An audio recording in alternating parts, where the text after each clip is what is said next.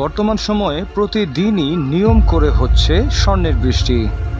শুনতে অবাক মনে হলেও পৃথিবীর এক প্রান্তে ঘটে চলেছে এমনই এক আশ্চর্যকর বিষয়।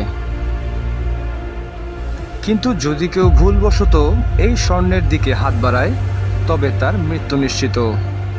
বন্ধুরা, আজকের পর্বে আমরা জানতে চলেছি রহস্যজনক এক স্বর্ণের খনি সম্পর্কে।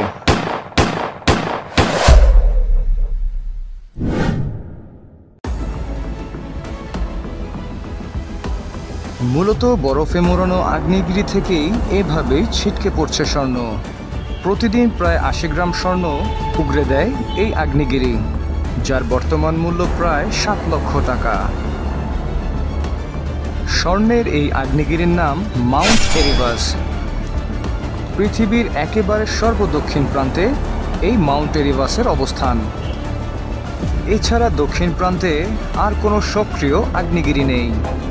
জানলে অবাক হবেন, এরিভাস থেকেই গ্যাস, পাথর, বাংস কাছে যেতে পারছেন না কোনো গবেষক এবং বিজ্ঞানীরা। অনেক দূর থেকেই পর্যবেক্ষণ করতে হচ্ছে। এর কারণ হিসেবে গবেষকরা বলেন, এরিভাসের আগ্নেয়গিরি যেখানে রয়েছে সেখানকার তাপমাত্রা যে কোনো সময় ৫০ ডিগ্রির নিচে নেমে আসতে পারে। তাই সেখানে যাওয়া মানে আত্মহত্যা করার মতো। আপনারা শুনলে হয়তো অবাক হতে পারেন, অ্যান্টার্কটিকার রোজ সাগরে রোজ দ্বীপে এই মাউন্ট এরিভাসের অবস্থান। ১৯৪২ সালে ক্যাপ্টেন স্যার জেমস ক্লাস রোজ এই দ্বীপটি আবিষ্কার করেন। সেই থেকে এই দ্বীপটি রোজ দ্বীপ নামে পরিচিত।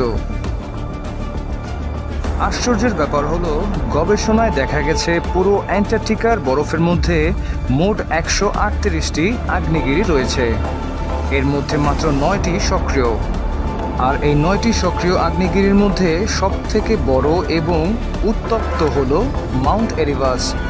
এর উচ্চতা প্রায় ৩৭৯৪ মিটার বা ১২৪৪৮ ফুট। মার্কিন মহাকাশ সংস্থা নাসার পৃথিবী পর্যবেক্ষণকারী উপগ্রহটি জানিয়েছে, পাতলা একটি ভূত্বকের উপরে রয়েছে মাউন্ট এরিভাস। ফলে গলিত পাথর এবং ভৎস আরও সহজে বেরিয়ে আসছে, সেই সঙ্গে বেরিয়ে আসছে স্বর্ণ। সবচাইতে ভাবনার ব্যাপার হলো, মাউন্ট এরিভাসের গহ্বরে রয়েছে একাধিক লাভার হ্রদ। তার মধ্যে একটি সক্রিয় রয়েছে ১৯৭২ সাল থেকে, যার ফলে বছরের কিছু সময় এরিভাস থেকে বের হয় ভয়ঙ্কর গলিত লাভা। আজকের ভিডিওটি এই পর্যন্তই। দেখা হচ্ছে পরবর্তী ভিডিওতে। সে পর্যন্ত সবাই ভালো থাকবেন।